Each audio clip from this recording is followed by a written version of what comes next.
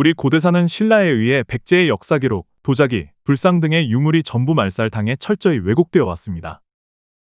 당시 삼국시대는 고구려와 백제의 양대 세력 간의 대결에 속국 가라제국이 백제의 원군을 보낸 것이 훗날 신라에 의해 역사가 정리되면서 사서에 우리가 보는 삼국사기가 남게 된 것입니다. 그도 그럴 것이 종주국 백제는 당에 의해 멸망하고 결국 속국 신라가 주인 없는 땅을 차지하고 역사 기록은 신라 위주로 재편집되었습니다. 백제의 위상은 심증은 가나 직접적 증거가 없어 추정할 수밖에 없는 것이 작금의 현실입니다. 많은 간접적 증거 중에 큰 것만 열거하면 다음과 같습니다. 1. 정사 삼국지의 마한. 진안, 변진이 나오면서 대부분의 설명은 마한에 집중돼 있고 사만의 왕은 마한의 위치에 있는 점. 2. 진안에 대한 설명은 극히 없는 점. 이는 당시 중국 입장에서 비중이 거의 없다는 뜻임. 3. 진왕은 마한은 물론 변진안의 임금에 대한 임명권을 갖고 있다는 점. 즉 황제의 권위와 같은 대왕임. 4. 삼국사기 백제 초기의 역사가 부실한 점. 특히 비류와 온조의 행적이 묘연함. 5.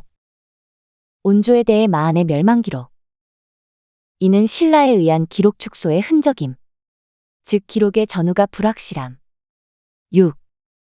백제 기록의 축소 삭제 날조는 삼국사기에 잘 나와 있음. 백제 초기의 백제왕들의 치세는 10년 20년씩 삭제됨. 7. 백제금동대양로가 유독 보자기에 쌓여 땅속에 묻혀 있는 점. 마치 이것만은 보호의 후세에 남기겠다는 의지로 보임. 8. 백제 멸망 후 외가 일본으로 바뀌고 크게 발전한 점. 9. 일본 서기의 천황이 마치 백제대왕인 것처럼 서술돼 있는 점. 백제 3서가 없으면 일본 서기는 없음. 10. 백제의 유물이 극히 적은 점. 말살의 흔적임. 이것들은 전부 백제가 원래는 우리가 일본 서기를 읽을 때 천황한테 느끼는 점과 일본의 위상이 실은 백제였다는 것입니다. 이 백제의 수도인 한강유역의 풍납토성이 얼마나 난공불락인지 광개토왕 비문을 보면 알 수 있습니다. 유일한 직접 사료인 광개토왕 비문을 보면 고구려가 백제 58성을 공략하면서 수도인 한성을 포위만 하고 함락시키지 못합니다. 토성의 높이가 높고 자연의 자인 한강에 둘러싸인 천혜의 요새인 것입니다. 또 비문의 외인이 가득하다지만 그건 열도의 외가 아니라 임나가라의 외입니다. 누구나 글의 맥락을 잘 읽어보면 알 수 있습니다. 이런 것들을 종합해보면 백제의 위상이 한꺼풀씩 벗겨진다는 걸 알 수 있습니다. 한반도 남부엔 원래의 토착 집단, 중국으로부터 온 집단과 북방의 기마족 집단, 그리고 외인 집단 등 다수의 세력들이 할거하고 있었던 것으로 보여집니다. 이것을 마한 진안 변환으로 불리는데 마한은 토착 세력, 진안은 중국과 북방의 이주민 세력, 변환은 외인 세력으로 크게 나누어진다고 볼 수 있습니다. 하지만 이 사만의 세력 균형이 어느 일국의 인구 증가에 의해 깨지게 되는데 사만의 70여 개 국 중에서 사로국만 유독 월등히 인구가 증가합니다. 인구는 곧 군사력입니다. 유라시아를 거쳐 동으로 말을 타고 오는 기마 집단들이 연해주를 만나고 다시 따뜻한 곳을 찾아 해안을 따라 남으로 이주하여 도착하는 곳이 당시의 경주항입니다.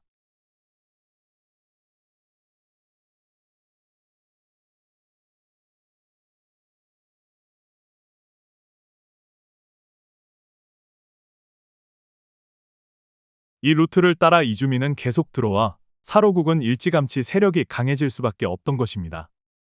속국이었던 곳이 인구가 불어나 종주국에 버금갈 만큼 세력이 강해지면 결국 종주국과 갈등이 생길 수밖에 없습니다. 즉 종주국의 명령을 안 듣게 됩니다. 이 사로국은 원래 토착 세력이 다스리던 곳이었는데 일부는 남쪽으로 이주해 가라제국에 토대를 마련했고 일부는 큐슈로 이주해 훗날 야마토의 기틀을 다져준 것으로 보입니다. 이 큐슈로 이주한 이들이 외왕을 칭한 후 신라 초기부터 공격해온 세력인 것입니다. 나머지 일부는 남아서 북에서 밀려오는 이주민들과 섞여 살았던 걸로 보입니다. 근데 사로국, 즉 신라 혁거세의 기록은 비류 온조처럼 묘연합니다. 이에 대한 건 저희 다른 글에 참고하세요. 진혁것에 참고. 여기선 혁거세가 사지가 찢겨 죽은 이유만을 추정하겠습니다. 혁거세. 60년 가을 9월 2마리의 용이 금성 우물에 나타나더니 폭풍우가 심하게 불고 성의 남문에 벼락이 떨어졌다. 이하 생략. 이는 혁거세가 심상치 않게 죽었다는 걸 묘사합니다. 삼국유사 신라시조 혁거세 왕. 박혁거세가 나라를 다스린 지 61년. 이하 생략. 참수한 건 물론이고 사지가 찢겨 죽었다는 건 극도의 분노로 인해 최고의 고통을 주려고 사지절 단영에 처했다는 걸 의미합니다. 또 삼국유사에 의하면 혁거세의 왕비인 아령 부인도 부군을 따라 곧이어 자결했음을 짐작해 합니다. 두 마리의 용에 대해 학계의 의견이 분분한데 보통 용은 왕을 뜻합니다. 근데 이때의 사로국 임금은 왕의 신분이 아닙니다. 일개 소국의 부족장쯤으로 이해하면 되겠습니다. 즉 정황상 침범한 한 마리는 진왕이고 다른 한 마리는 어느 세력의 왕을 뜻하는 겁니다. 다른 한 마리는 낙랑군 태수로 추정. 삼국지에 의하면 진왕은 변진한 12개국을 신속했다고 합니다. 진한 12국, 변한 12국, 도합 24국 중 절반이 진왕에게 신속된 것입니다. 이 뜻은 바꿔 말하면 나머지 12국은 따로 다른 종주국에 신속돼 있던가 아니면 연맹체로 진왕에 맞서 있다는 얘기가 됩니다. 삼국지 한전. 이하 생략. 근데 이 12국이 이 중에서 진한 12국인지 변한 12국인지 그도 아니면 반반씩 합쳐 12국인지 문맥상 애매하게 나와 있어서 더 이상 상세히 알 수가 없습니다. 또 다른 한 마리인 어느 세력의 왕이 외왕인 것인지 연맹체의 맹주를 뜻하는 것인지 그도 아니면 혁거세를 말하는 것인지도 알 수가 없습니다. 이 변진한 12국의 정체와 다른 한 마리의 정체는 사상 최초로 밝히는 한군현의 위치 참고. 만약 한 마리의 용만 나타났다고 하면 진왕이 쳐들어와 금성을 함락해 혁거세를 잡아 죽인 것이 됩니다. 두 마리가 나타났으면 진왕과 낙랑태수가 금성에서 맞싸웠다는 얘기가 됩니다. 그럼 자연스럽게 얘기가 이해되어 진행됩니다. 혁거세 이전의 사로국 역사는 알 수가 없지만 삼국지 한전에 나온 사료를 통해 어느 정도 추정은 할 수 있습니다. 즉 적어도 이때는 온조백제의 출현 전인 진의 시대로 진왕이 마한을 통치하고 변진한 12국을 신속했음을 알 수 있습니다. 다른 소국들을 신속했다는 건 군사력이 뒷받침돼 있다는 뜻이고 그 군사력으로 변진한의 임금을 임명할 수 있던 걸로 해석됩니다. 이 중 하나가 사로국이고 혁거세 역시 진왕에 의해 옹립된 임금이라는 것이 저희 주장입니다. 즉 혁거세는 원래 진왕의 친족이고 진왕의 성씨를 따라 진씨로 추정합니다. 진왕의 성씨가 진씨라는 여부는 다른 문제라 여기선 논하지 않고 이것에 대해선 차후 글을 쓰겠습니다. 진혁거세 참고. 그럼 진왕의 친족인 혁거세가 치세 말기에 왜 진왕에 의해 사지절단이 되었는가? 그건 진왕의 중대한 명령을 거역하여 그 죗값으로 사지절 단영에 처해진 것이 아닌가 하는 것이 저희 생각입니다. 훗날 백제대왕에 의해 이와 비슷하게 사지절단이 되는 신라 임금이 많지는 않지만 여러 있는 걸로 미루어 보아 더욱 그렇게 생각되는 바입니다. 근데 진왕에 의해 옹립되어진 친족인 혁거세가 말년에 진왕에 의해 사지절 단영에 처해졌다는 건 얼핏 이해하기 어려울 수 있습니다.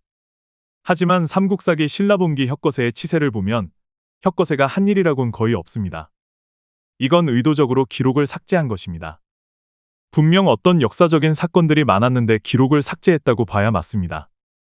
그 중에 한 사건이 말년의 진왕과의 사건이고 그것이 결국 사지절 단영에 처해지게 된 것이라고 봅니다. 진과 진왕에 대한 기록은 전부 말살한 것이 훗날의 신라입니다. 이 진을 이은 백제의 기록이 부실한 이유가 바로 이것 때문입니다. 근데 신라는 초기부터 외가 자주 침략합니다. 혁거세. 8년 외인이 병사를 일으켜 변경을 침범하려다가 시조에게 신령스러운 덕망이 있다는 말을 듣고 바로 돌아갔다. 사실 8년 외인이 병사를 일으켜 변경을 침범하려다가 혁거세가 진왕의 친족이란 말을 듣고 바로 돌아갔다. 계속 공격하면 진의 원군이 오기 때문에 철군한 것입니다. 혁거세. 30년 여름 4월 낙랑 사람들이 병사를 일으켜 쳐들어오려다가 이하 생략. 이 낙랑이 평안도의 낙랑이라면 아마 강원도의 해안가를 따라 남하에 온 루트가 아닐까 추정해 봅니다. 이 루트는 북방의 이민족의 사로국으로 남하한 루트와 같습니다. 근데 이렇게 내려와 그냥 돌아갔다? 이것도 역시 진의 원군 때문에 돌아갔다고 봐야 맞습니다. 이제 남해조를 보면 남해 원년 가을 7월 낙랑의 병사가 와서 금성을 여러 겹으로 포위하였다. 이하 생략. 이것도 진의 원군이 와서 철군했다고 봐야 합니다. 사실. 원년 가을 7월, 외의 병사가 와서 금성을 여러 겹으로 포위하였다. 이하 생략. 남해 11년, 외인이 병선 100여 척을 보내 해변의 민가를 노략질하기에 이하 생략. 사실. 11년, 외인이 병선 100여 척을 보내 해변으로부터 공격해 들어오기에 이하 생략. 병선 한 척의 승선 인원이 50명이면 100 곱하기 50은 5,000명입니다. 진의 원군도 최소 5,000명은 될 것이고 신라군과 합세하면 최소 10,000명은 될 겁니다. 왜군 역시 최소 5,000에서 10,000명 사이로 추정됩니다. 이렇게 대규모로 다른 나라를 공격해 들어오는 건 그 나라의 항복 내지 멸망이 목적인 것 밖에는 없다고 봅니다. 또한 당시 최소 병력 5,000명과 병선 100척을 낼 수 있을 정도면 그 나라에 왕이 있었음을 추정할 수 있습니다. 북큐슈에 외왕이 있었다는 반증입니다. 혁거세 18년 기록 삭제 19년 봄 정월 변한이 나라를 바쳐 항복하였다. 20년 기록 삭제 사실 18년 진왕이 외를 공격했다. 19년 봄 정월 그들의 항복을 받고 변한을 세웠다. 기원전 39년에 변한이 신라에 항복했으면 3세기 중후반에 쓰여진 삼국지 한전에 나오는 변한의 기록과 일치하지 않게 됩니다. 즉 기록을 날조한 것입니다. 이때의 변진 12국은 다음과 같습니다. 이하 생략. 근데 앞서 말한 12국이 진안이라면 이곳은 진왕의 통치권 받기라는 얘기가 됩니다. 즉 이들의 임금은 진왕이 임명한 사람이 아닌 토착 세력의 임금으로 추정됩니다. 진이 이곳을 공략, 집권 세력을 큐슈로 쫓아내고 이 지방을 변한이라 명명합니다. 마한의 변두리에 있다는 뜻입니다. 이 변한은 야마토에서는 미마나라고 부르는 지역으로 임나가라는 훗날 나라라는 뜻의 가라와 합쳐 부르게 된 것입니다. 그렇다면 나라라는 뜻의 한은 원래 이걸 부르는 토착 세력들이 한을 세웠다는 의미이기도 합니다. 즉 사만의 토착 세력은 소위 말하는 야요이인이라는 뜻입니다.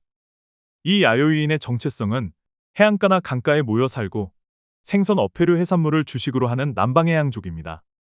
다시 말해 이들은 반도 외인이라 할 수 있습니다. 부여를 근거지로 하는 북방기마족인 말갈이 내려와 한을 차지하고 한족과 동화 내지 흡수, 일부는 열도로 건너가 외가 됐다는 것이 요지입니다. 즉 부여인 고구려인 말갈 물길은 같은 언어를 쓰는 동족입니다.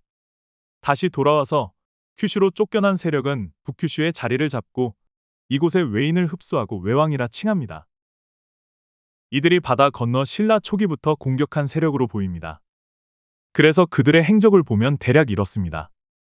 가야 토착 세력 북큐슈로 쫓겨감, 외국대란 기나이 평정, 야마토. 이들이 후일 왕위를 백제왕족에게 넘겨주는 걸로 추정되지만 기록이 없어 상세한 내용은 알 수 없습니다. 이때 구야국은 철산지이기 때문에 진왕이 친족 혹은 관리를 보내 관리합니다. 그래서 구야한국으로도 나옵니다. 이 구야국 외에 다른 중요한 곳도 진왕이 직접 통치한 걸로 추정합니다. 즉 이건 진의 담노제인 것입니다. 삼국지 한전 이하 생략. 그러다 약 80년 후 AD 42년에 수로왕이 구야국에서 즉위합니다. 이때의 진은 다루대왕 15년의 일입니다. 역시 다루 제위 12년에서 20년까지 기록 삭제입니다. 수로왕의 전설을 보면 뇌질청에는 얼굴은 어머니를 닮아 희고 길쭉하고 동생인 뇌질주일은 아버지를 닮아 얼굴이 둥글고 붉었다 합니다. 즉 전자는 야요이인의 전형이고 후자는 조몬인의 전형으로 보입니다.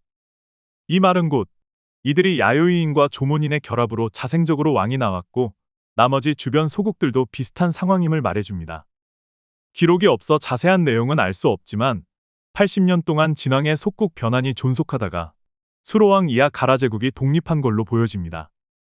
아니나 다를까 이때의 사로국 임금은 유리 이사금으로 제위 20년부터 30년까지 10년 동안 기록 삭제입니다. 그 후 다음 임금은 외인 탈해입니다. 이건 무엇을 의미하는가? 진왕의 힘이 약해져 주변 소국, 즉 변진안이 독립하게 되었다는 걸 의미합니다.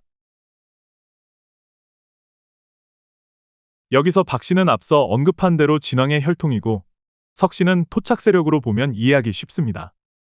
즉 진왕의 힘이 강할 땐 박 씨가 집권했고 약할 땐 석 씨가 집권한 것입니다.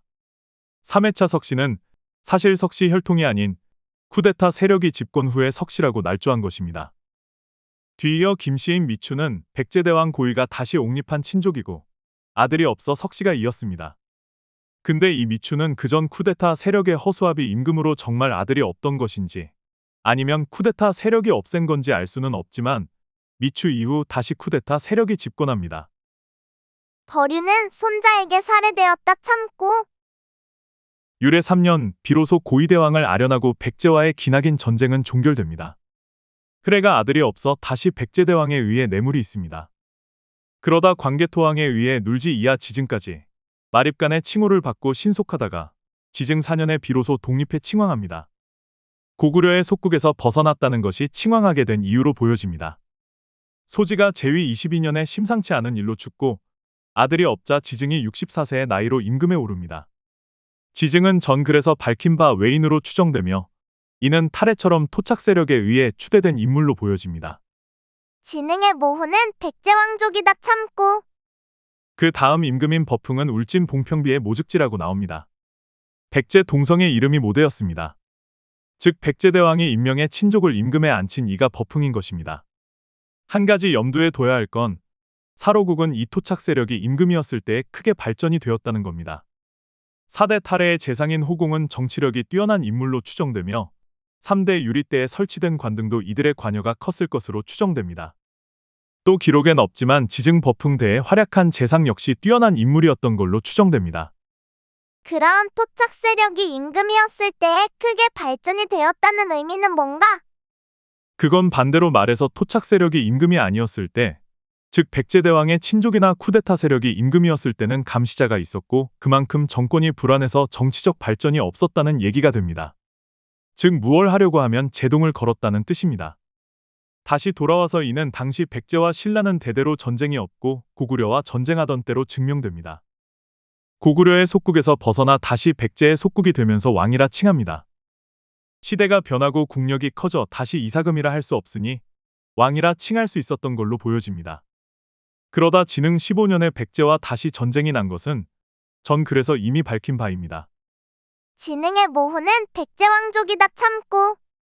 수세기 동안 전쟁이 없다가 일어난 이 전쟁이 얼마나 참혹했냐면 백제 3만 대군이 전멸했습니다. 여기서 진흥이 왜 백제와 전면전을 했을까 하는 의문이 듭니다. 이건 예친의 수도 월지국을 차지하고 싶어서 였다고 저는 봅니다. 전면전을 할 정도로 그만큼 차지해야 한다는 목적의식이 뚜렷했다고 봅니다. 고구려의 침략으로 폐허가 된 이 지역을 다시 일으켜 수도를 옮기고 옛 광영을 되찾아 자신이 진왕처럼 되고 신라가 진이 되어 사만을 호령하겠다는 포부가 있었다고 봅니다. 하지만 진흥은 일찍 죽어 그 꿈을 못 이뤘습니다. 향년 43세? 다만 시호에서 그 꿈을 짐작할 뿐입니다. 다시 돌아와서 이제 우리는 혁거세부터 시작해서 진흥까지 똑같은 패턴이라는 걸 알 수 있습니다. 즉 백제대왕의 신라 임금 임명, 중간에 토착 세력 즉위, 다시 백제대왕의 신라 임금 임명 등이 그것입니다. 중간에 쿠데타 일어나고 고구려 속국이 되는 건 역사적 사건으로서 일어날 수 있는 예외로 칩니다. 이것이 신라 초중기 역사의 진실입니다.